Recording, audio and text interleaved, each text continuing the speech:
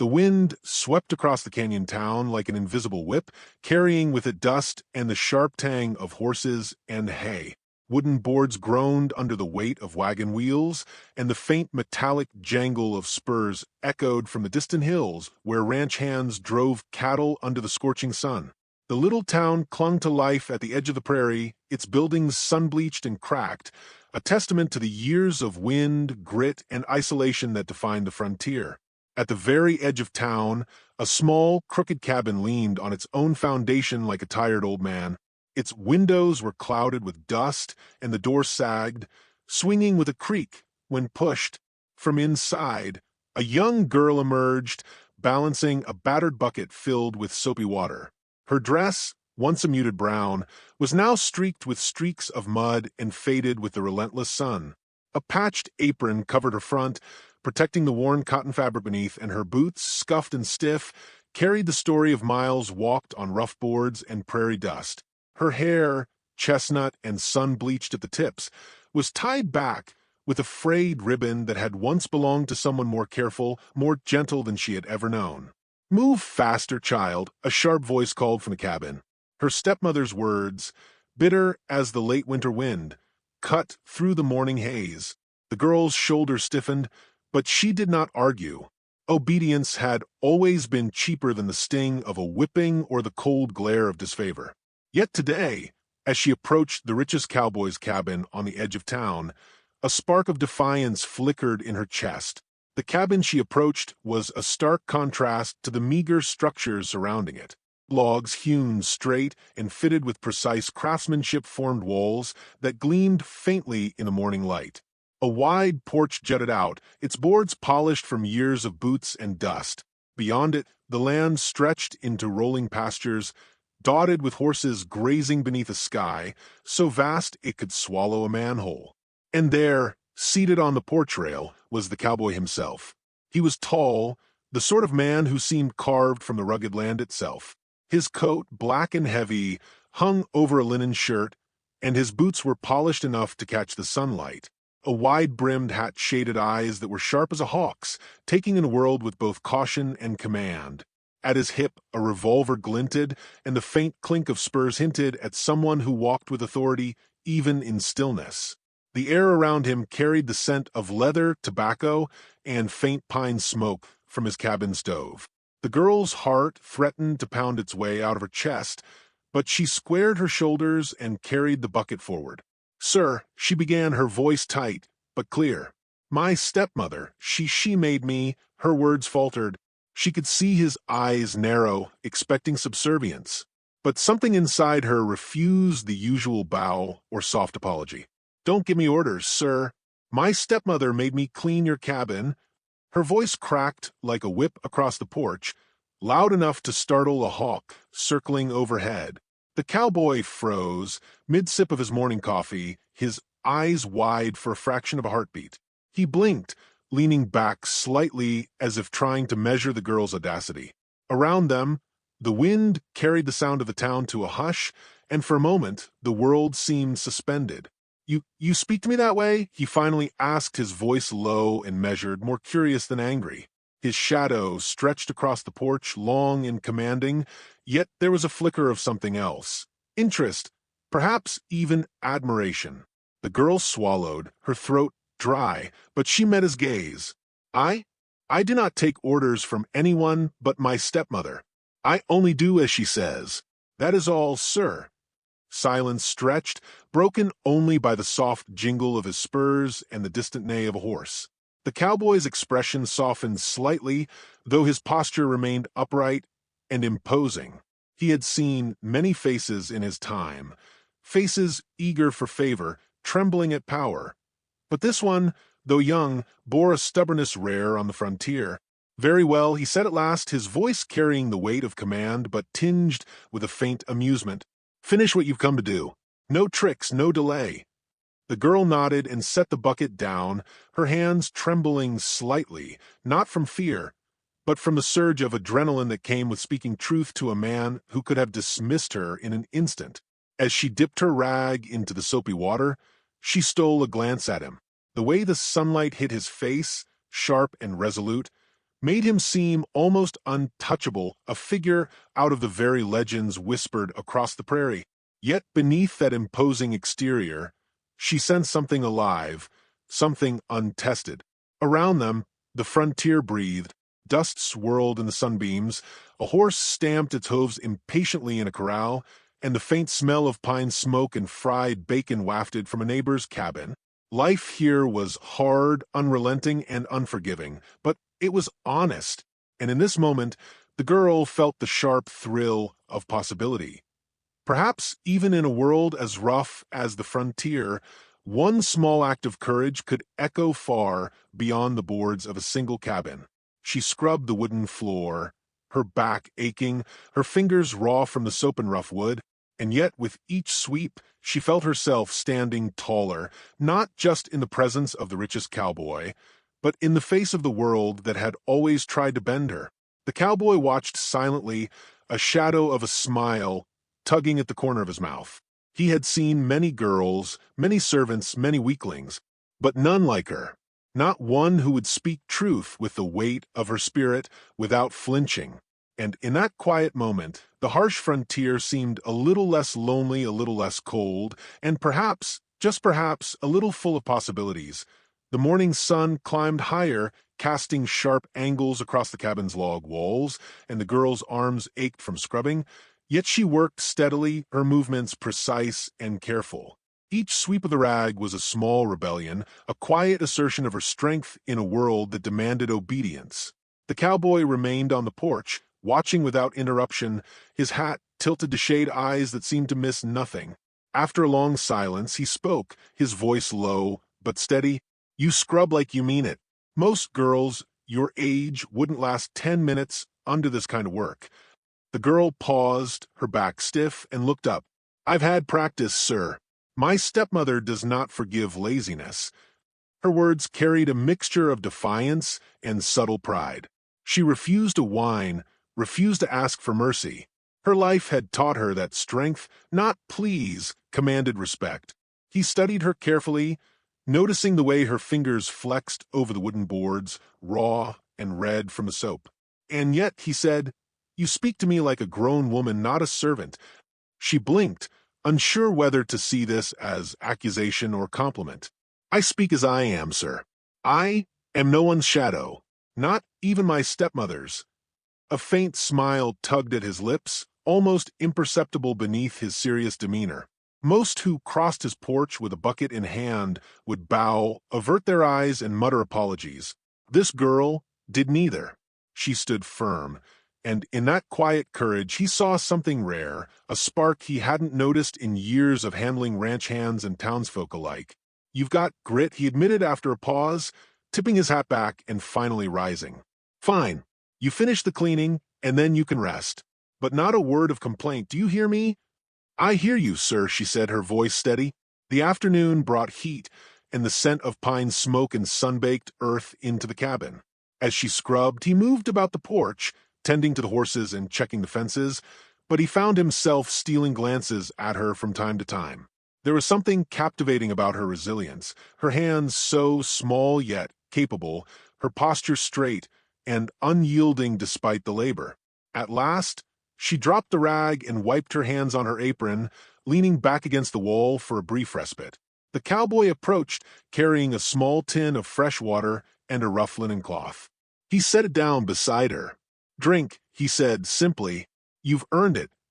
She hesitated, unsure if the offer was genuine or a test, but thirst won over suspicion, and she took a careful sip. The water was cool, sweet, a rare comfort in a day filled with dust and toil.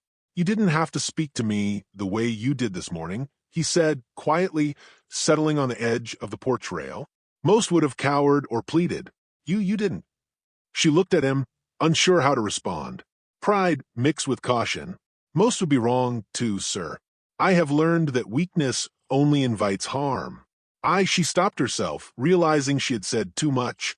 He chuckled softly, a deep, low sound that resonated across the porch. "You speak more sense than many grown men I know. You may be young, but your head is steady. That's worth more than gold in these parts."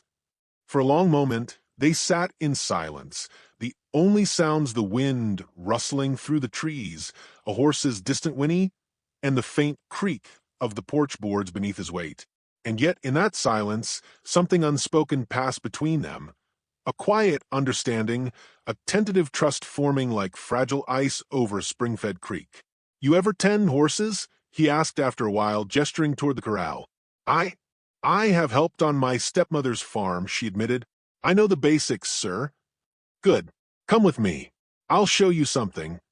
She followed reluctantly, careful not to step too quickly on the soft earth. He led her to a bay mare, its coat gleaming in the sunlight, nostrils flaring, ears twitching with caution. "Name's Shadow," he said. "She's stubborn but clever. You can't force her, only guide her." The girl studied the mare, noting her sharp movements and tense muscles. "I see," she said softly. She approached slowly, hands extended, her movements calm and deliberate. The mare sniffed her fingers and allowed her touch, the girl's gentle confidence earning respect even from the wary animal. He watched her, with a rare softness in his eyes. "Most wouldn't have earned her trust that quickly," he said. "You've got patience. That's another rare thing." Their interaction with the horse became a small lesson, more than just handling an animal. It was trust, respect, and understanding. The girl, in turn, felt a subtle shift inside herself. The cowboy, the man she had first regarded with fear and awe, was not just an authority figure. He could be a teacher, an ally, perhaps even something more, but only if she allowed herself to believe it. As the sun began to dip toward the horizon, casting the prairie in shades of gold and amber, they returned to the cabin. Dust clung to her hair and apron, sweat dampened her brow, but she felt lighter than she had all day. Something unspoken had passed between them. Respect, perhaps curiosity, perhaps the earliest seeds of something tender. The cowboy gave her a nod, one that carried more weight than words. "You did well today. Don't let anyone tell you otherwise."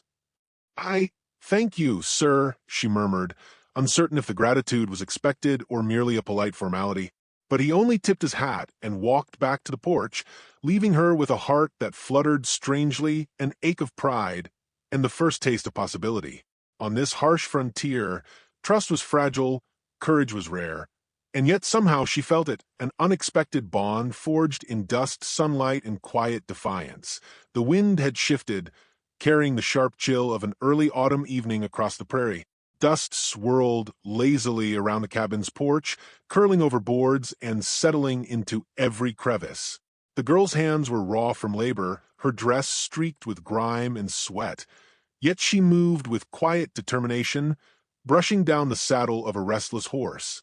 Every moment on the frontier demanded alertness. Every sound could signal danger, something she had learned early, under the watchful eye of her harsh stepmother. But the world beyond the cabin was not so predictable. A cry echoed from the corral, sharp and anxious. Shadow, the bay mare she had earned the trust of just days before, reared against the fence, stamping hooves that dug deep trenches in the dirt. The cowboy, now fully alert, leapt from the porch, boots thudding against the boards. "Quiet, girl. Stay back," he barked, though his voice was threaded with urgency. From the corner of the corral, a young colt had broken loose from its rope, its small hooves skittering against the earth as it darted toward the main road. A rival rancher's herd, grazing on the far side of the field, stirred in panic at the sight, and a tumble of livestock rushed toward the corral in a chaotic stampede. Dust and hay filled the air, the scent of fear sharp and acrid. The girl froze for a heartbeat, then remembered his earlier lessons. Trust and calmness could control even the wildest of creatures. She stepped forward, calling softly, her voice rising above the chaos. "Easy, Shadow. Easy now."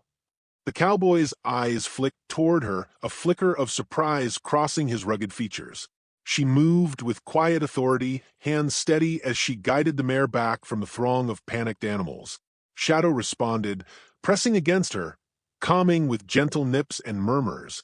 Together, they redirected the colt, corralling the frightened herd back toward the fence.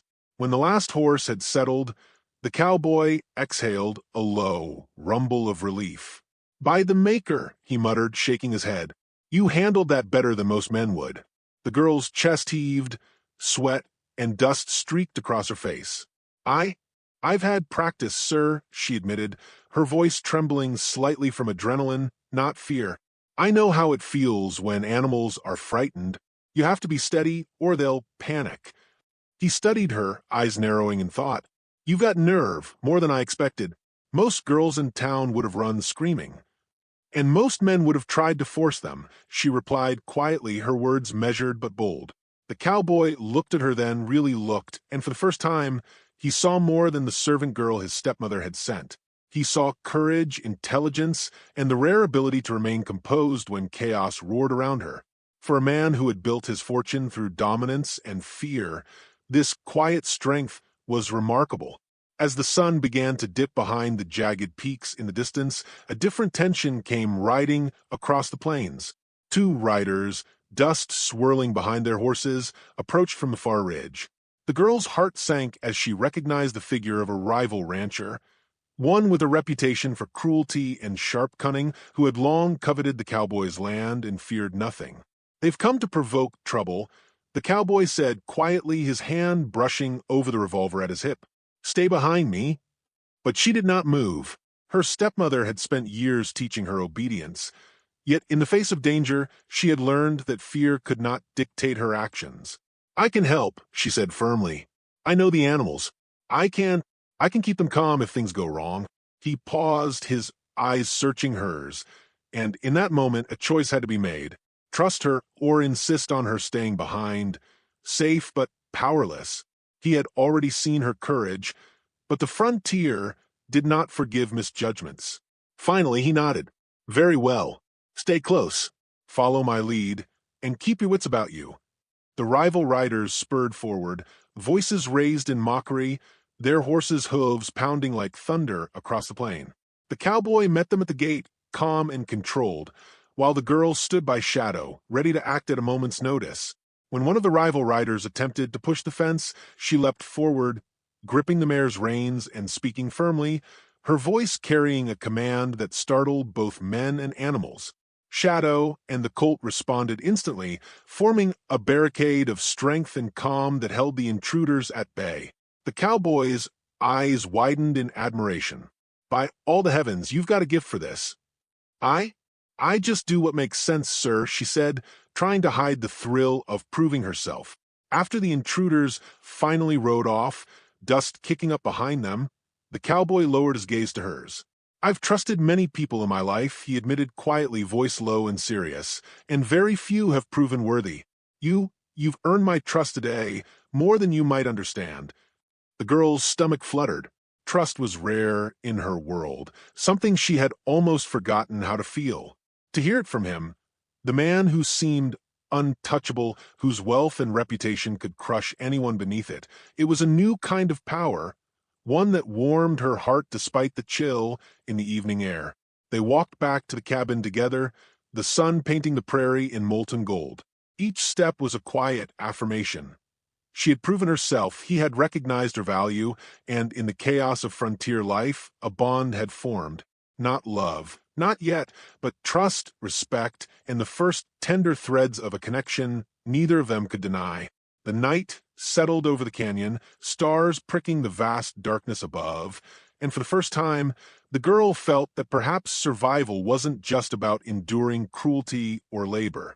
Perhaps it was also about finding those rare, steadfast allies who would stand with you in storms, both literal and figurative. And in that realization, her chest swelled with a quiet determination. Come what may, she would not break, not here, not now. The wind carried a bitter chill that evening, rustling the prairie grass like whispered warnings. Smoke from the cabins hearth coiled into the sky, faint against the glow of the setting sun, but it could not mask the tension that had settled over the valley. Word had traveled fast, faster than the girl had anticipated. Her stepmother, furious at her daughter's defiance and the unexpected respect she had earned from the richest cowboy, had taken matters into her own cruel hands. "Now you'll see what happens when you defy me," the stepmother had hissed earlier that day, her voice sharp as a whip. She had arrived at the cabin, dragging a bundle of the girl's meager belongings and threatening to cast her out into the cold night. But the girl had stood her ground, a fire blazing in her eyes. She would not yield, not now, not after all she had endured. Outside, shadows stretched long across the prairie as the stepmother stomped toward the corral, intent on taking the mare she had used to prove her worth. The cowboy, alerted by a neighbor and his own instincts, met her at the fence, hands resting lightly on the reins of Shadow, eyes narrowed like steel. "You'll not touch her," he said, his voice calm but lethal. "She's earned her place here, and you would do well to step back before you find yourself in trouble." The stepmother laughed, a cruel, rasping sound. "Trouble? You think your wealth and pride can protect her? She's nothing but a servant girl, and Enough!" The girl's voice rang out, cutting through the tension like a gunshot. She stepped forward, shoulders straight, chin high. "I am not nothing. I am not your shadow nor your pawn. I choose where I stand." The wind caught her words and carried them across the corral, and even the horses seemed to pause, sensing the confrontation. The cowboy's eyes softened slightly, admiration flickering across his sharp features. She had grown before him, not in stature alone, but in courage, wisdom, and resolve. The stepmother faltered, seeing the strength in the girl's gaze, but she was far from beaten. She lunged toward the mare, intending to seize the reins. The cowboy's hand shot out, firm on her wrist, and the stepmother's own momentum sent her stumbling backward. The girl, quick as a fox, stepped into steady Shadow, murmuring gentle reassurances that calmed the frightened mare. Together they held firm, side by side, a team forged in dust, sweat, and quiet defiance. The moment stretched, tense as a drawn bowstring, until the stepmother finally retreated, seething but powerless. She had underestimated the girl, underestimated the cowboy, and underestimated the bond forming between them.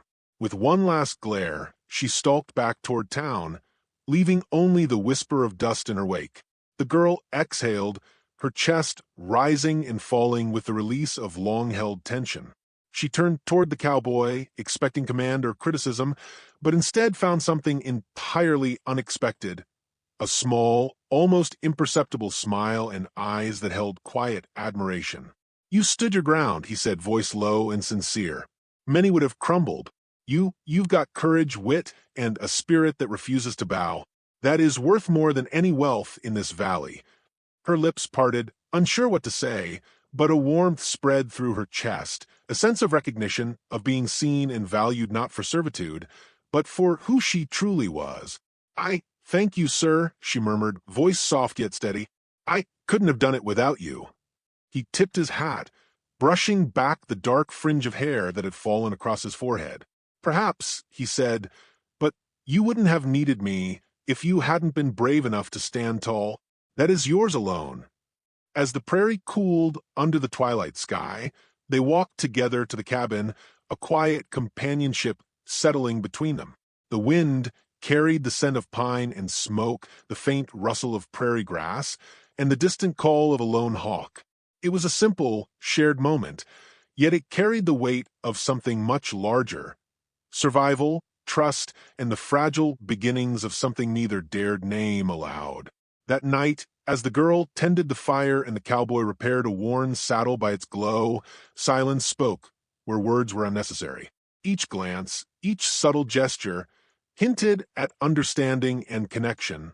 The frontier had shaped them both, harsh, unyielding, but honest, and now, in the quiet aftermath of danger, they recognized a rare truth. Some bonds were forged not by ease but by trials, and some hearts could only be opened by courage.